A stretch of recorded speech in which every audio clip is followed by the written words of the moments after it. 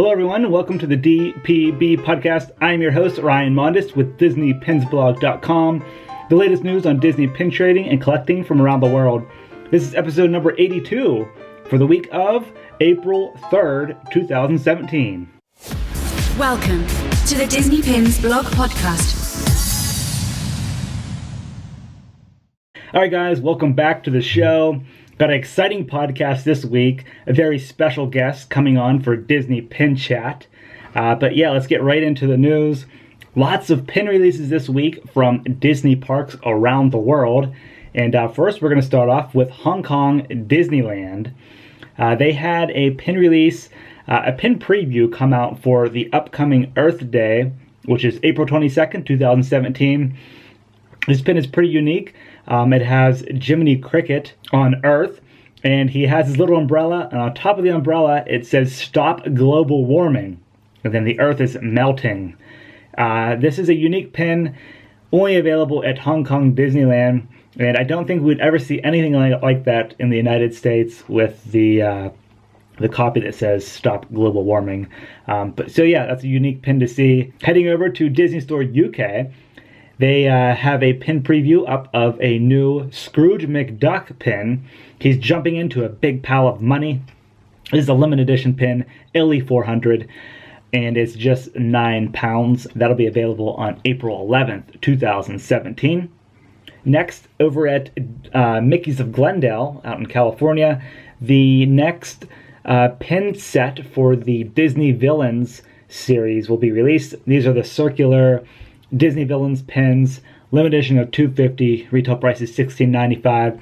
This is the fourth set out of 5 because they are released in sets of 8, and there's 40 pins total, like I said. Heading over to Tokyo Disney Resort. If you guys remember the little game pins they have over there at Disneyland and Disney Sea, new ones just came out new ones are previewed for Easter. These are Easter game pins. They feature different Disney characters in a baby form. It's like Mickey, Minnie, Donald, Chip, and Dale next to an Easter egg. And those will be available at Tokyo Disney Sea starting on April 3rd. We had some Star Wars news this week. I'm getting really excited for Star Wars Celebration Orlando. Can't wait to go. But yeah, new pins are coming for the convention. The very first Star Wars Last Jedi pin is going to be released. If you guys recall, these pins there's one for Rogue One, there's one for The Force Awakens. These are the ones that benefit Force for Change, which is Star Wars charity fund, which benefits UNICEF. This will be released specifically at Star Wars Celebration first, and then throughout the summer will be available at Disneyland and Walt Disney World resorts. But yeah, this is the very first The Last Jedi pin, and it'll be available in booth 3463 at Star Wars Celebration. Speaking of the convention, the complete list of Star Wars Celebration pins have been previewed. So there's 40 different pins. There's a nice little checklist that we have up on the website. So if you guys are attending the event, be sure to print that out if you're going to be collecting the pins. There's a nice little checkbox next to each pin. Some are only available in blind bags. Others are available in the convention shop. And then others are specific to the booth. Like Funko has one, a Kylo Ren pin, specifically that you can only get at that booth.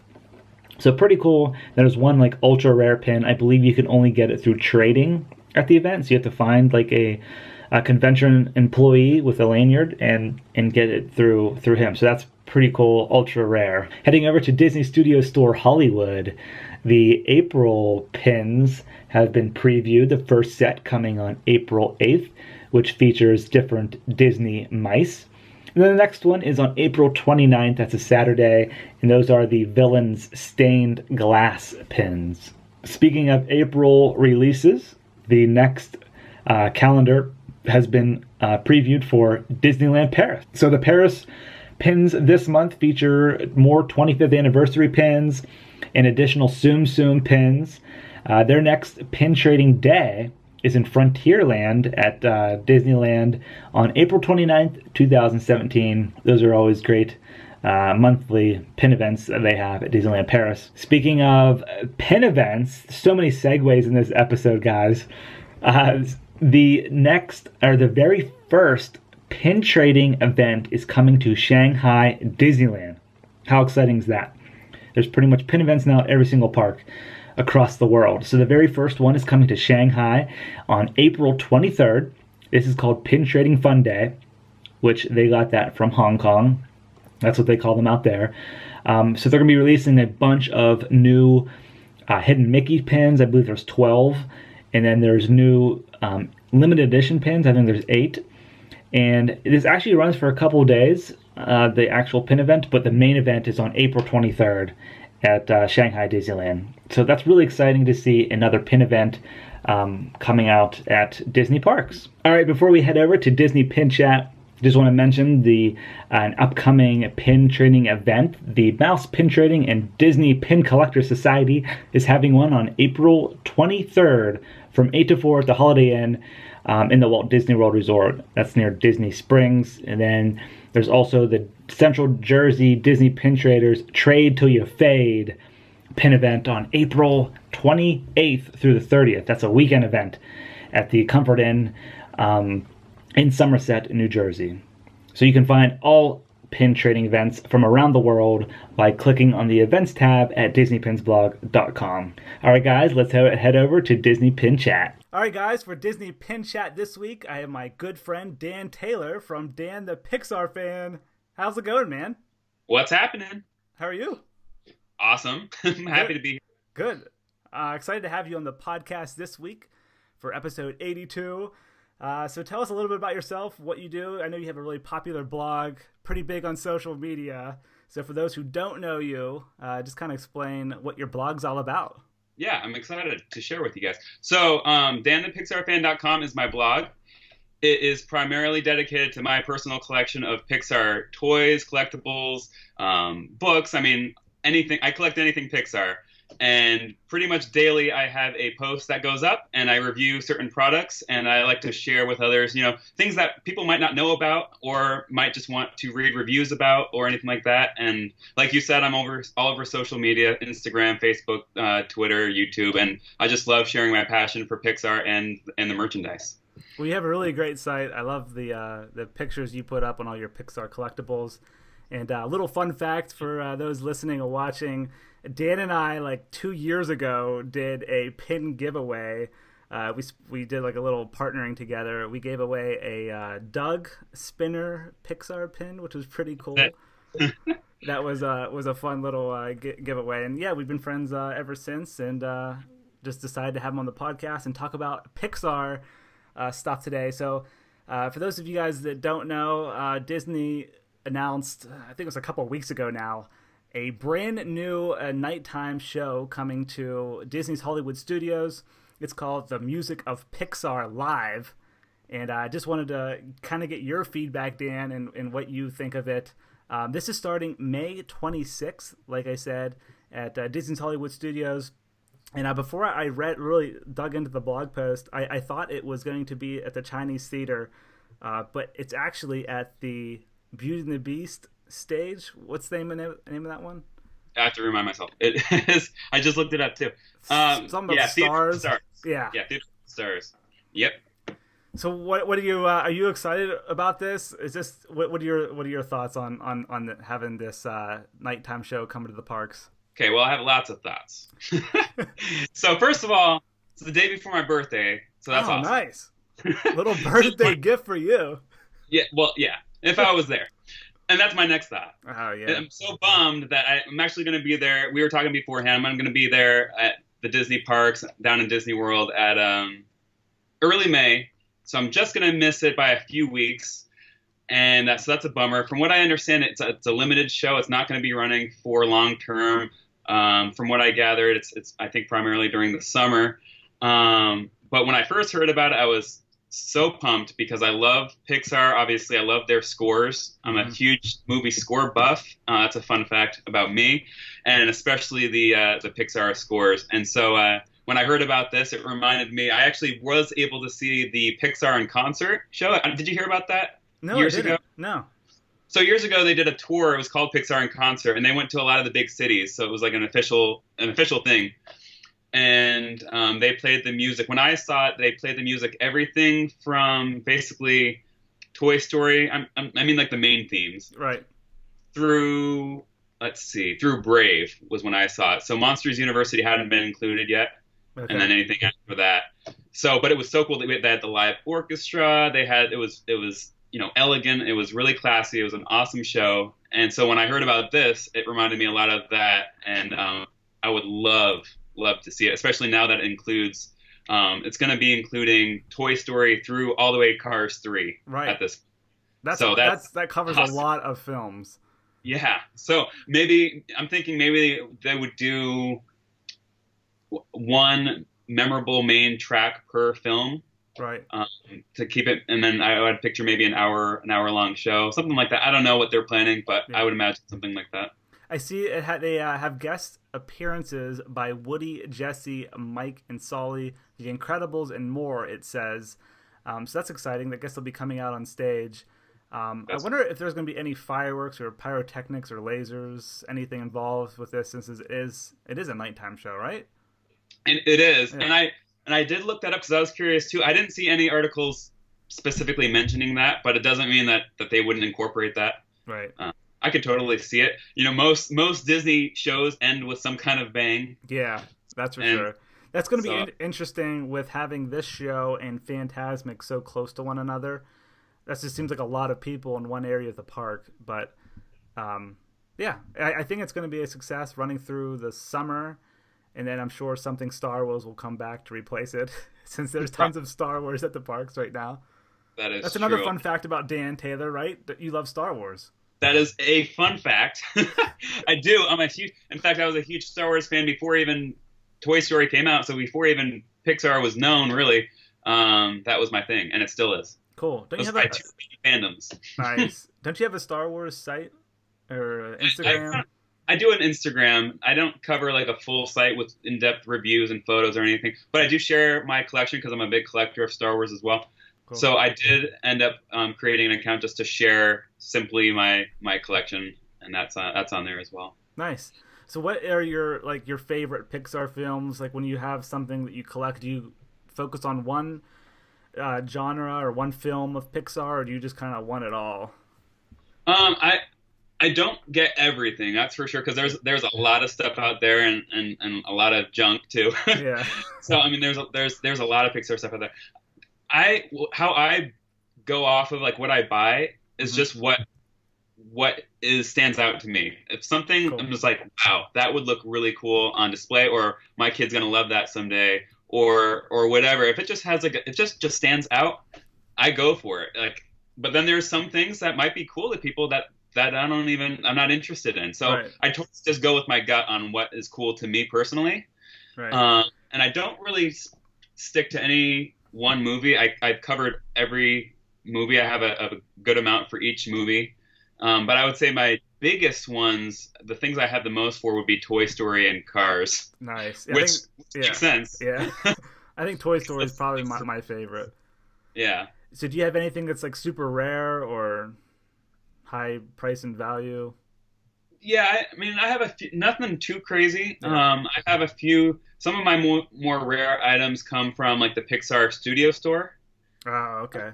Where it's like it's there at the studio. It's only open to employees, and those have been either eBay purchases that I got at like a steal of a deal on. Like I have the blue umbrella from the store. That's super rare. A few other store items that I got either eBay or like a friend helped pick me up something while they were there. Cool. So those are rare. I have one of my rarer pieces is like it's a Luxo lamp replica that turns on. That's awesome. And that came with a combo pack with the Up Blu-ray back in 2009. Okay. And it has like a little stand that says Luxo Junior, and it has a stand for like 4 or 5 Blu-rays you can put with it.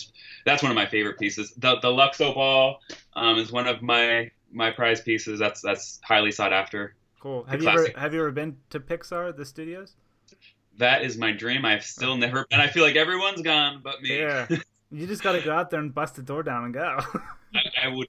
Yeah, I mean, I hear that happen. Like one of the other sites that runs does Pixar news. Yeah. They were like, they just went recently. I'm like, how did they go? And they like literally were in the area and just said, hey, can I come in? And it was just a weird situation, and that would never happen to most people. Right. But you'll get there someday. I know you will. They're very tight there with like who they let in. Yeah, I've definitely hoped for getting in. I would love to have a tour and see the store. And I can't even tell you how many dreams I've had about going to Pixar, and it looks different in every dream. Yeah. It's never accurate to how it actually looks like in real life. It's always like some weird version of Pixar in my dreams. But I hope to get there one day. I would love you it. will. I have faith. Thanks. I need it. I need your faith. So do you collect Pixar pins? So pins is a funny thing because there's so many out there. There's tons. And yeah, like, do you even have an estimate, like hundreds of thousands?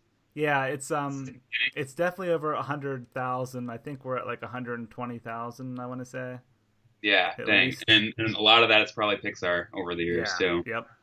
So if I have this completist mentality, like once I start a collection, I go for it, the whole thing. So I told myself years ago, I'm like, I collect so many things, I have to draw the line somewhere. So I really didn't do a lot of pins for the longest time, and then more recently, over the last couple of years, I've gotten in my mind, I'm like, I could be selective. Yeah. I don't have to have them all. Right. I can just go over it and be selective and get a few cool pins that I like, right? Which I've done, and so I have a handful. Nice. Well, I'm assuming they're all Pixar ones, right? Any Star Wars? No, I haven't done any Star Wars ones. The Pixar, my most recent one, I basically did because I was there.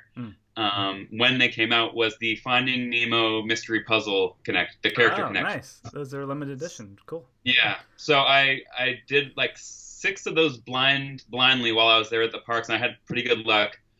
And then the rest of them I ended up, because I needed the collection, of course. Yeah. I finished it on eBay, and I think I still have one or two more still I need to get, but that was my more recent Pixar pin acquisition. Cool. I am a completist of one Pixar character. Who's that? Gerald. No, that is awesome. How many pins did they have of They Gerald? only made one. Okay. And I have it. Complete then. Yeah, I'm a completist. That was actually released at the Pixar Party pin event last year. So was that the only Gerald pin ever made? Yes, that's the only Gerald pin ever made. And it was at that exclusive event. So is it super rare then? Yeah, it's a rare pin. I think it's limited edition of 1,000 or 1,100, I want to say. But it was part of a scavenger hunt at the trading event, and it came in a 6-pin box set. I'm looking at it right now because the pin board's behind me here, or in front of me. But yeah, it has Gerald with the other sea lions, right? On the rock, and Gerald's just there in the background, but it does have him on a pin. It's a really cool pin, and it came in this little 6-pin box set for the scavenger hunt. That is awesome. So something I wanted to, since you bring it up, tell me a little bit. Were you there for the Pixar pin event? Yeah, I was there for both days. Yep. Wow. So tell me a little bit about how did that go down? Because I have seen those pins on eBay, and when they announced it, and they had a whole article about them, and they showed them the John Ratzenberger collection, all those cool things. Tell me, like, how did it go down? Are people just crazy down there going for this stuff? Yeah, well, the pin events, they're every single year in Florida. They're at Epcot in the convention center, and they're always themed to a certain event. And last year's was the Pixar Party, which was 30 years of Pixar. And this year is called Love is an Adventure, so it's all about love and whatnot. We don't really know too much about that event yet. But yeah, the Pixar event, I believe it's sold. Yeah, I think it's sold out. So it's a super popular. I mean, it's Pixar. Everyone loves Pixar. Yeah. So yeah, the event sold out. There was well over 1,000 people there, and all of the pin releases were of course Pixar themed. And I have them all up here on my board, and I did get quite a few of the pins, but basically, if you've never been to one of the trading events at Walt Disney World, one of the big annual ones, it's really a 3-day event. The first day, you go and you check in at Coronado Springs, and you go and pick up your pins, and then the other 2 days are spent at Epcot in the convention center. You can trade on the pin boards with the cast members, which are all usually pretty rare pins on the pin boards. Then they have a silent auction of other very rare limited edition pins. I believe a lot of them were Pixar themed. There are some other ones thrown in there, like Haunted Mansion and Pirates and whatnot. And then beyond the trading with the cast members, there's a whole big separate room where people can go and just set out their pin books and trade with other guests. So a lot of fun. Yeah, it was really fun. They had a replica of the pin or of the Up house in there. Nice. And Carl was there. You take a picture with him. Flick from The Bug's Life was there. Get a picture with him. And yeah, it was really cool. Lots of character meet and greets inside, and really cool props. So when you say inside, where did you say it actually took place? Within Epcot? It's in the World Showcase Convention Center, which is in between the UK Pavilion and what is that? Canada. There's like a little walkway. It's usually gated on normal park days, but gotcha. If you ever see a gate right past UK on the left when you're going towards Canada, there's a big, huge convention center back there. I consider myself quite the Disney World fan and aficionado. Yeah. I didn't even know there was a convention center right there. Yeah, it's pretty big. That's actually where they do the food and wine preview, like where all the chefs go, and the press event and stuff. So yeah, that's cool. Yeah, they use that space for a lot of cool things. Yeah, there was a lot of cool pins from that, and maybe I'll have to just YouTube it and see if someone's videoed the event so I can kind of catch the flavor a little bit. Disney Pins Blog YouTube channel. We got tons of videos of it. Did you? Yeah. You got to check it out. How did I see those? You're subscribed, right? I am, but I don't know what happened there. Did you do it personally? Did you film it? Yeah. Or you have a I did a vlog, and then someone else who was on the team at the time, he did a lot of the pin, because they do pin previews there as well, where all the upcoming pins for the next year are previewed on a board, and he did a lot of videos from there. But cool. I think I did a little vlog from the event as well. It's up on YouTube. Okay, I will definitely check that. That slipped past my radar, so I'm glad we talked about it. Yeah, definitely check it out. So you have a YouTube channel as well. Like, you kind of feature different. What do you do? Just pick something that you're interested in at the time and talk a little bit about it. So usually they correspond with my current posts that I'm doing for the day, and mostly I started it so I could show the features of toys, like when a toy has an action feature or makes sounds or whatever, or a playset has features that people want to see in action, because a picture and a description only goes so far, and people want to see how things work. So usually I post things that need that have a feature that I need to show, for my viewers. So a lot of the times they'll correspond with my post if the post is something that has an action feature. Like if I'm doing a book, or if I'm doing a pin, or something that's just, you could get what it is with a photograph. I don't usually YouTube it, but most of the time they're just corresponding with what I'm doing for the day. Gotcha. Very cool. So you've had your site now for almost 4 years. Right. What's some of your favorite things that you've done for having your site? I know it's grown a lot. Any events you've been to? Like, what are some of your favorite memories you've had since you've owned the site? Yeah. So the site, honestly, it's literally changed my life in the sense that my whole life has really revolved around getting my posts done for the day. The friends that I've made on it, it's huge. Like the friend, like you and several other people that I've become such good friends with just from talking, which is weird because we've never even actually met in person. Right.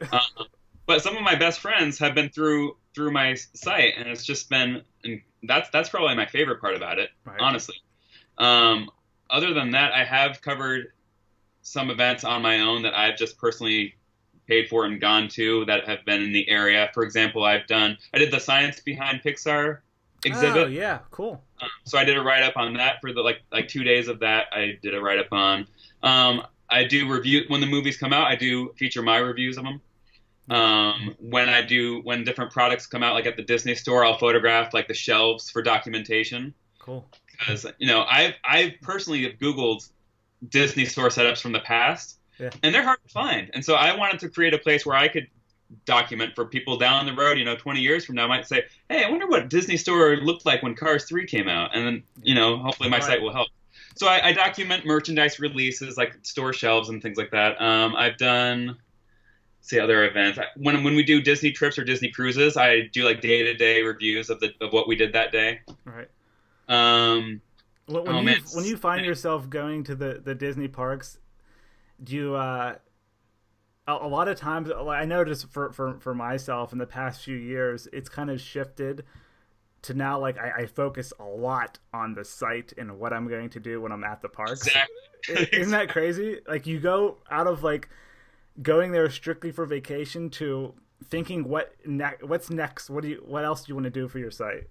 That is so fun. That's exactly how I feel like. Because when I look back at my old pictures from before I started my site, they were just, normal pictures here and there of my wife and I together, or, in front of this, in front of that. But now, anytime something Pixar, I have to snap the shot because that's going to the blog. Right, exactly. And so it totally does change your mindset while you're down there. You're scoping out anything that's related to what you're doing. Of course, you're probably thinking about the pins and photographing anything related to those. Yep. I'm assuming. So yeah, it's crazy. But it's fun. I've done a lot of different events. We talked about Pixar in concert from years ago. I did that one. If I ever went to Pixar, I would cover that. Yeah. So yeah, it's not just the merchandise. It's also any kind of thing I'm able to go to that's in the area, like a Cars 3 event with like meet and greets of the full-size characters. They're doing a tour right now, and they're coming to Boston, New York, kind of near me. So that would probably be an upcoming post as well. Nice, very cool. Yeah. What film are you most excited about coming out for Pixar? Any in particular? I mean, all of them. Yeah. It's hard to pick. Like I hard literally to pick just one, probably. Well, I feel like most people have their favorites. I really sincerely just look forward to each one. I feel like almost the same. Like, I'm so excited for Cars 3 only because I love that franchise, and I know it's less loved than a lot of the Pixar movies. Yeah. I love it, and so I'm excited to see where it goes, obviously. But then Coco, I would say I'm just as much as excited for that one. I wasn't so much when it was first announced. I was like, okay, what's this? But then that trailer really sold on that Pixar charm that they have. So I know. When I saw the trailer for Coco, I was like, oh my god, this is going to be visually stunning. Yeah, it just looks beautiful. I'm excited for that, and just as anybody else would be, Incredibles 2 is exciting. Yep. And then with Toy Story 4 down the road as well, a couple of years, that's a given. But then after that, obviously, I'm excited to see some new original works that they have going on right now, because obviously there have been a lot of sequels right now, and I'm excited to see what they do in their original properties, their new originals coming out. Right. So lots to look forward to. Definitely. So where can they find you on your social? What's your handle? So it's usually almost on everything. It's just at Dan the Pixar Fan. And so that's going to be Instagram, Twitter, Facebook, and YouTube, I would say, are my most active besides the blog itself. Right. And so Twitter, I use that to not only do my links to my reviews, but I also tweet out news and my thoughts, things that wouldn't necessarily go on Facebook or Instagram. And so I try to put a variety of different content on each platform so that they're not all the same thing. So right. If you have Twitter, Instagram, Facebook, go ahead and follow me on all of them, and you should be able to see some different content from me, especially if you're more into the news. Twitter might be more your thing. Okay, great. Well, thank you so much for being on the podcast this week for episode 82. Anything else before we go today? Dude, I just wanted to thank you for having me on. That was a blast. I know we could probably talk for like 3 more hours about Pixar and all this stuff. We could keep going. Yeah, it's fantastic. So it's just fun to be here. It's fun to talk to you, and hopefully, down the road we could do this again when there's some more Pixar stuff to talk about, and I would be honored. So definitely. Well, thank you. I'd love to have you on again. I really appreciate you coming on. Thank you. All right, guys. So that's going to do it for episode 82 this week. Thank you for listening and watching, and we'll be back again next week. See ya.